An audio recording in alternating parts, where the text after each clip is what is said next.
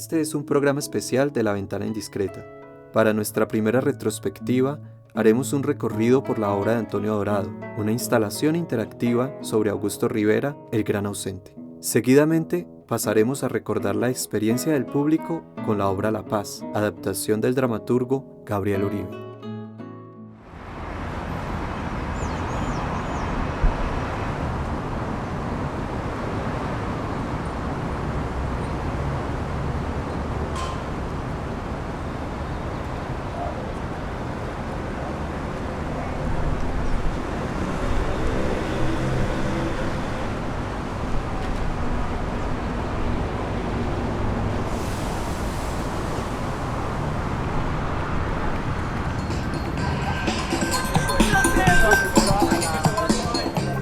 Pues no tenía como ninguna expectativa, pensé que iba a ser como una exhibición normal como las que he estado asistiendo últimamente, pero al ver la cantidad de gente como que me genera mucha curiosidad.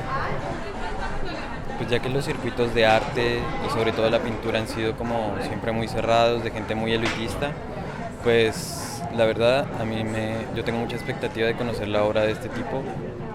Ampliar mi visión, conocer cosas que no conozco. Bueno, pues conocer un artista que hacía mucho rato no escuchaba sobre él y mi expectativa es conocerla y profundizar más en su obra. Por fin van a mostrarlo, porque lo han tenido escondido realmente, ¿ya? Quedó allanado el camino para que las fuerzas patriotas continuaran hacia el sur. Ya llegaron posteriormente al Ecuador, al Perú, y se fue construyendo toda la gesta libertadora de la cual conocemos. Apreciados amigos, gracias a cada uno de ustedes por su grata presencia en este recinto que hace parte de nuestra memoria cinematográfica. Siempre ha sido un honor estar presente en este espacio con nuestras películas. Emprendemos procesos de creación artística audiovisual que pretenden propiciar entusiasmos y reflexiones en la comunidad artística y en el público en general. Desde otro ángulo he manifestado que la exposición Augusto Rivera, el gran ausente, es un homenaje a un artista. Quiero catar silencio, non me petta murmurio ninguno a la mi vera. Si la voz soterraña de la canción adviene, que advenga con sordina. Si es la canción ruidosa, con mi mudez la injurio. Vivir y respirar entre pinceles y Paul Klee con sus exploraciones geométricas. Goya pintando el dolor, el horror, historias de pintores que apenas sobrevivían, otros que eran pillos, otros que mataban por su amante. Nada de idealizar el arte o sus oficiantes.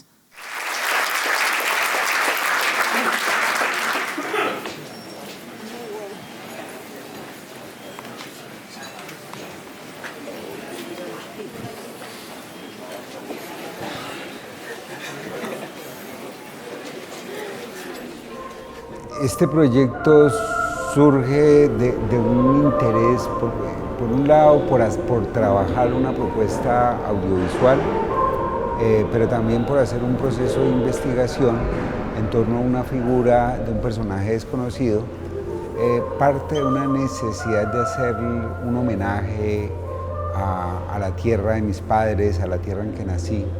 El espíritu de este proyecto de investigación corresponde a esas posibilidades que tenemos en la universidad pública, concretamente en la Universidad del Valle, que hay una convocatoria de una vicerrectoría que asigna unos recursos para que en la Facultad de Artes podamos hacer este tipo de propuestas. Es un concepto que está relacionado en la perspectiva audiovisual con los procesos interactivos y con la pantalla expandida.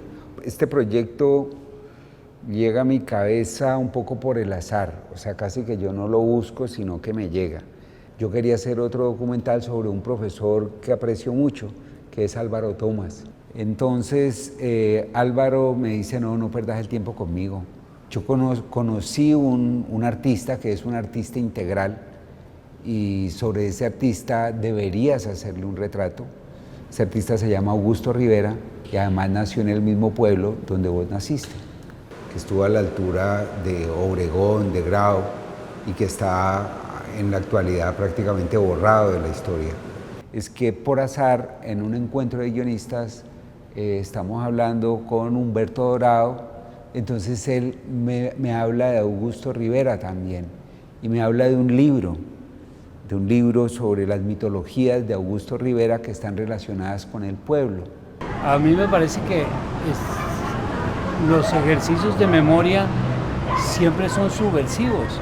La obra de Antonio Dorado es un maravilloso encuentro de su pueblo natal y el pueblo de su familia y de la mía, porque mi abuelo y mi padre y mi bisabuelo son de Bolívar, Cauca. Entonces nos encontramos y lo curioso es que Augusto fue el primero que me llevó a la televisión, porque cuando yo era niño él me llevaba al programa que él animaba, que era un espacio que era dirigido por Marta Traba los sábados, y llevaban a los niños y a los adultos para que vieran la diferencia en que se utilizaba el espacio en una pequeña pintura. Yo pinté una casa y la pintora mayor se pintó a sí misma. Esa fue mi primera experiencia con Augusto y nunca se me borró en toda la vida, porque yo acabé viviendo en un estudio de televisión y él es un hombre muy talentoso, muy inquieto y con una mirada tan rebelde que lo acabaron tratando de hacer olvidar. Entonces me gusta porque es algo así como abstracto. No sé, su forma te llega de alguna forma, o a mí me impactó mucho. Y cómo representa, digamos, lo cotidiano y lo artístico a la vez, como ese híbrido que te pone a pensar que en lo cotidiano también puede haber arte, que es un encuentro con uno mismo, pero también es un desencuentro, ¿sí? Encuentra sus miedos, te pone en cuestionamiento. Uno lo veía en las ilustraciones del tiempo, que él ilustraba, por decir algo, cuentos de García Márquez, de Eduardo Caballero Calderón, de Klim o de cualquier columnista del tiempo. Él ilustraba, él era un ilustrador, y en esa época era diferente el ilustrador, que ese concepto ya no existe, al caricaturista de hoy en día, porque en esa época el concepto de ilustrador existía, y para el artista ser ilustrador, Obregón fue ilustrador, Grau fue ilustrador, bueno, los grandes maestros mexicanos, todos eran ilustradores, trabajaban para los periódicos porque era una forma de dar a conocer su obra. Muy chévere todo el manejo de las sombras, la penumbra, que digamos a mi modo subjetivo evoca como el recuerdo, y al entrar fue, sí, es como mágico, sí. He estado ya en diferentes obras, pero créeme que de este tipo no había tenido como la oportunidad, además que aparte del manejo de las luces, de todos esos efectos, el manejo también auditivo tiene un punto clave. Más que una textura como tal, podría ser una palabra. Yo diría que algo como volátil. La pintura delirante de estas figuras de locos, de poseídos, que aparecen en una gran parte de la obra de Augusto Rivera, lo que hacía era evocar los fantasmas de su pueblo. Yo conocí más bien al pueblo cuando estaba sometido a una situación de orden público y de tristeza y de dolor y de cerco y aniquilamiento que fracasó, porque la guerra no fue sino un gran fracaso, ¿no? Y aislaba a los pueblos y no permitía que historias como las que él contó salieran a flote.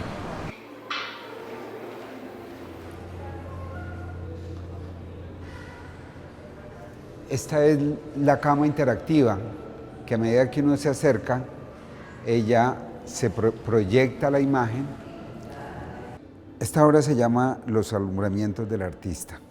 El proyecto parte de la idea de mostrar cómo para Rivera la cama no es un lugar de descanso convencional, sino que la cama es el lugar en el que aparecen los sueños, las pugnas, la búsqueda de cómo crear, cómo encontrar un estilo particular, cómo formular esos procesos tan complejos, de buscar alternativas singulares, de dialogar con el arte y con las mismas posibilidades y dificultades que enfrenta.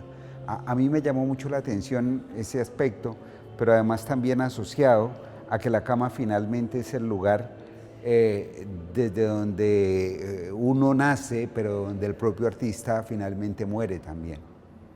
En la obra que había una cama y sobre ella una proyección del proceso artístico de Augusto Rivera, esa me llamó mucho la atención y me hizo sentir una sensación como de vértigo, porque ver uno normalmente está acostumbrado a ver proyecciones sobre una pantalla, o sea, de frente, pero no una proyección hacia abajo. Entonces me provocaba vértigo porque era como ya meterse de lleno en lo que era el proceso del tipo. Ese me gustó.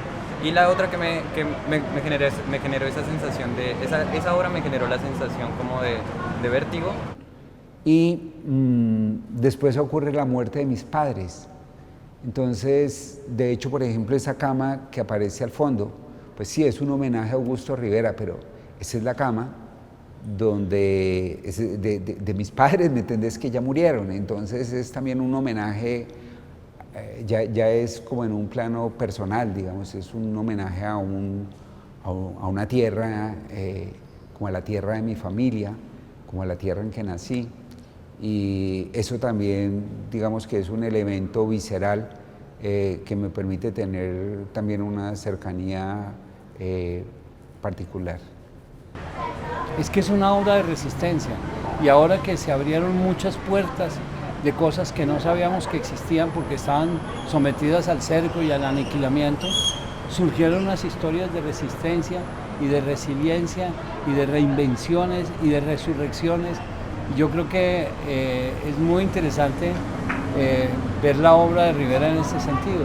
Hay un elemento que me conmueve mucho, porque a medida que lo voy investigando, voy reconociendo una serie de elementos.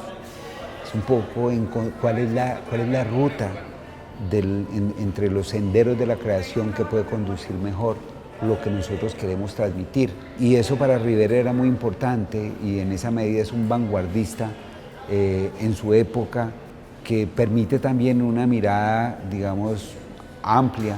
Eso por un lado. Y por otro lado, el tema de la memoria. Y es que es un personaje que fue olvidado. Fue la que estaba proyectada sobre el piso con los trazos del artista. Esa obra sí me gustó mucho. Creo que me generó mucha alegría por lo lúdico, porque apenas yo me movía por el piso, los trazos me iban siguiendo. Entonces esa obra sí me remarca como ese aspecto lúdico del juego. Tres colores fundamentales en la paleta de Rivera, como son el azul, el rojo y el blanco. Y de alguna manera estos senderos tienen una doble lectura. En cierta forma es una invitación a que el espectador conozca esos senderos del artista, pero también es una invitación para que el espectador explore las alternativas aquí en la misma sala, ¿no? Son senderos posibles y puede visitar la exposición a su manera.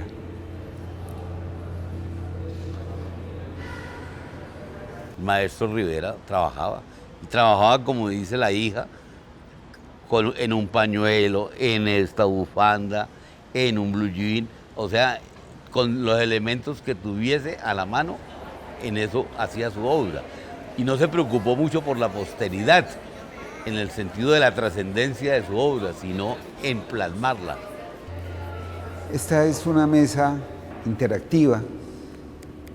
La idea es que el espectador comparta la obra con el artista, y tiene varios sentidos. Por un lado, el carácter repentista, por eso le hemos puesto a esta obra la cena repentista, porque El artista pintaba sobre platos, pintaba sobre manteles, pintaba sobre servilletas de tela, pintaba sobre cartón, sobre lo que hubiera.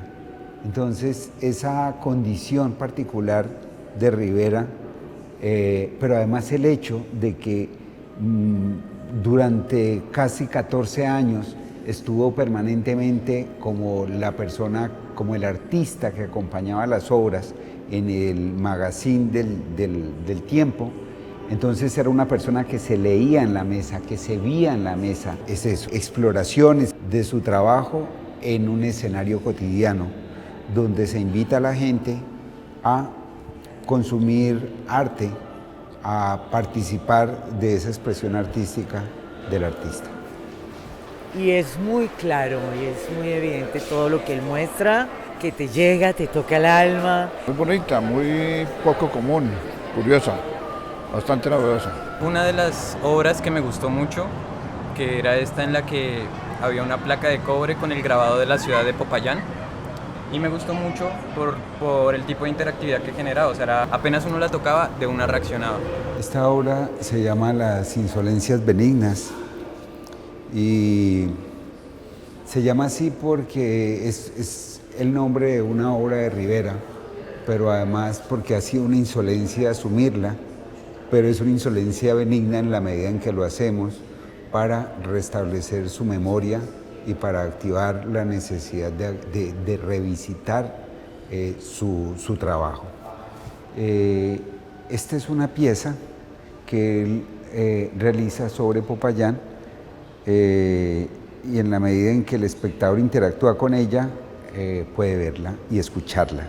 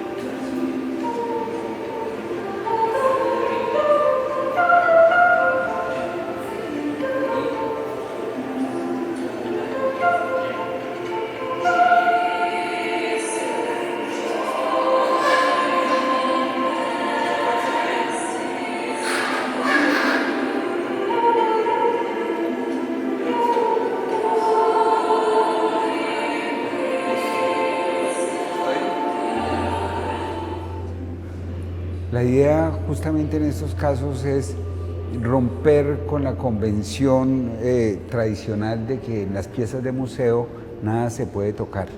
Entonces la idea es invitar al espectador a que se aproxime, pero además no solo esa relación proxémica. Sí me gustó por el hecho de que la tertulia y la Universidad del Valle estén generando espacios donde se puede apreciar el arte y la cultura por medio de otros formatos como las artes expandidas. Por ese lado me parece una chimba, porque a los nuevos consumidores nos interesan ese tipo de cosas. Esta propuesta lo que busca es provocar al espectador contemporáneo, ¿sí? Y también al tradicional, para que exploren los museos, para que busque también con nosotros esas exploraciones que hacía un artista que esencialmente era un vanguardista. Pues aún estoy intentando asimilarla, pero tiene cosas que me llamaron mucho la atención. Es una exploración que hemos hecho a partir del azar y de la búsqueda, la memoria, ¿no?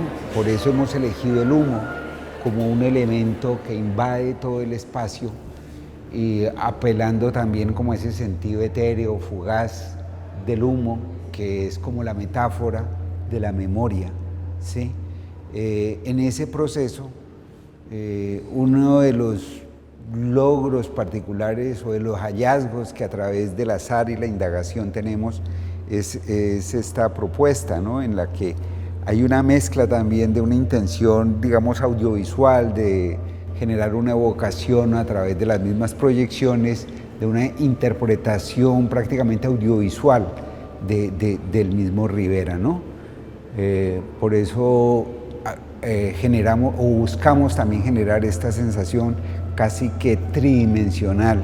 Este proyecto, por ejemplo, corresponde a uno de los trabajos que se publicaron en el tiempo, ¿sí? Y nosotros sencillamente animamos a partir de las alternativas digitales contemporáneas para crear ese personaje, ¿no?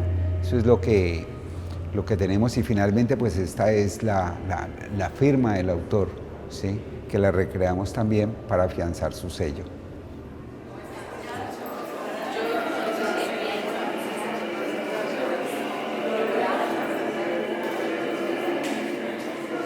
Me acongoja un poco de que un artista de esta talla se haya llegado al olvido. Pero sí me da tristeza saber de que hayan existido grandes hombres y yo no me haya dado cuenta.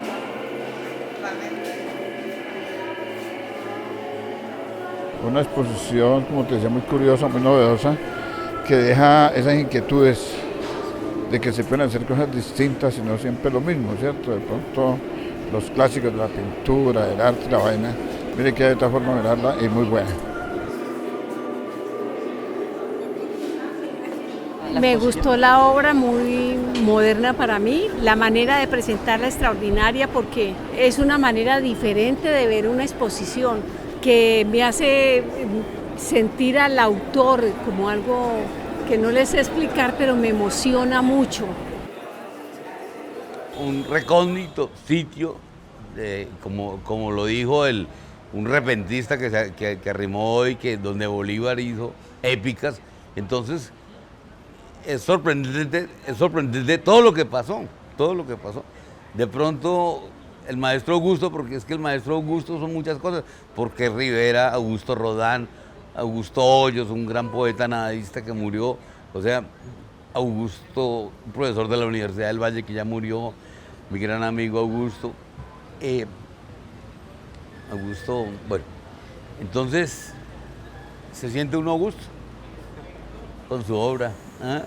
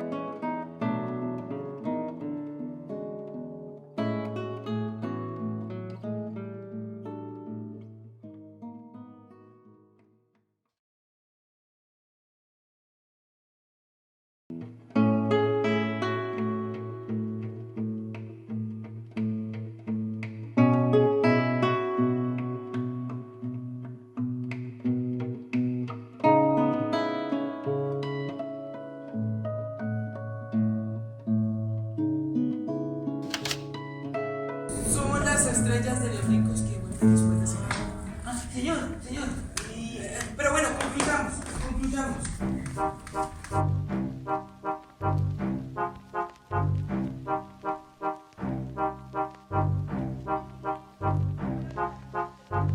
Ahora, oh griegos, llegó la ocasión oportuna de olvidar querellas y combates, y de libertar a la paz, a quien todos amamos, antes de que nos lo impida algún nuevo triturador. ¿Pero por qué razón nos tratan así? Dime. Porque todos ustedes han preferido la guerra a la paz que tantas veces se les brindó.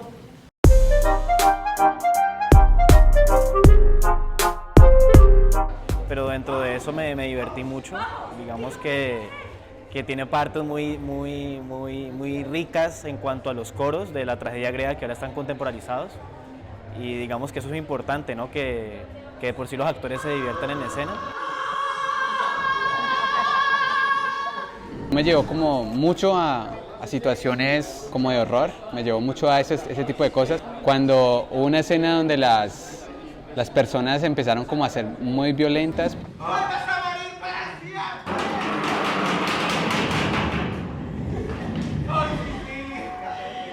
En el caso de La Paz me interesó presentarla porque es un clásico. Yo creo que es muy importante que en las escuelas nos enfrentemos a los autores clásicos porque digamos ahí hay mucho aprendizaje, Ahí hay muchos elementos, no solamente de tipo temático, sino también de lenguaje, de técnica teatral. Solo las ceremonias.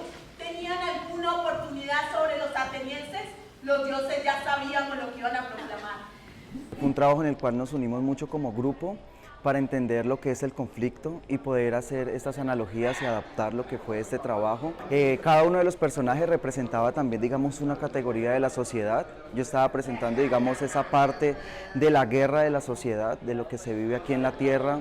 Relaciona mucho nuestro contexto presente, la situación posterior a la firma de los acuerdos de paz de La Habana y todas las dificultades que ha tenido a nivel de la política, del empresariado y de la misma población, digamos que en gran medida rechazó sorpresivamente los acuerdos de paz. Entonces desde ahí comienzan pues las dificultades para el proceso y la obra justamente trata de tocar algunos temas que tienen que ver con estas grandes dificultades para lograr la paz después de unas guerras prolongadas. Se precipitará sobre la tierra y burlará todas mis esperanzas. Adelante, Pegaso mío, endereza tus orejas y haz resonar tu freno de oro. Me pareció muy interesante las imágenes y las metáforas que trataron de acuerdo a la paz, nosotros cómo contribuimos a ello. Y no estamos haciendo nada, la verdad, solamente somos boyeristas y espectadores de ver qué va a pasar hoy en adelante. Ver los traseros ahí, digamos un poco uno sabe que no van a estar de verdad pasando como excrementos, pero pues la imagen es muy fuerte, entonces un poco a pesar de que no era excrementos de verdad, uno alcanza a sentir como una sensación de fastidio, como de sí, repugnancia, entonces esa parte me parece que fue muy interesante, me parece que el trabajo como de la imagen fue muy potente.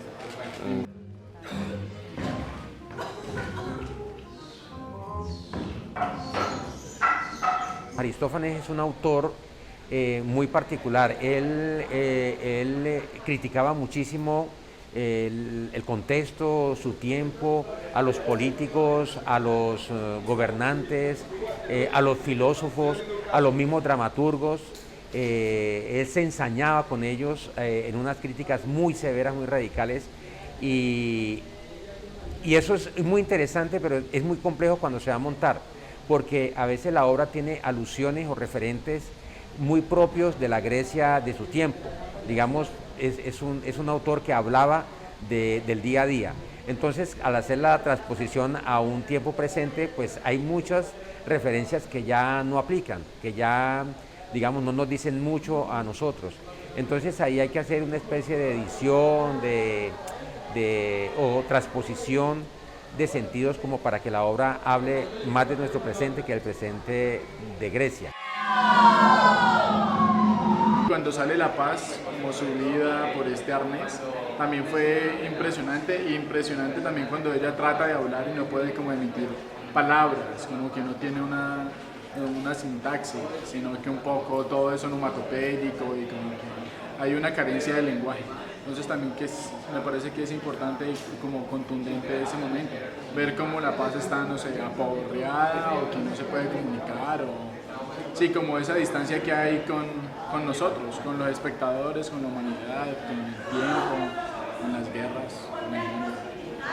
¿Cómo es posible que el pueblo haya elegido un jefe tan detestable? Es que Me gusta que hayan utilizado el recurso fársico o la comedia para poder acercarse más al público popular, hoy en día nosotros, que no estamos tan relacionados con los temas trágicos, por decirlo así. Entonces, la verdad, me gustó cómo hizo llegar el mensaje al público. Me emocioné, sí, fue chévere reírse tanto.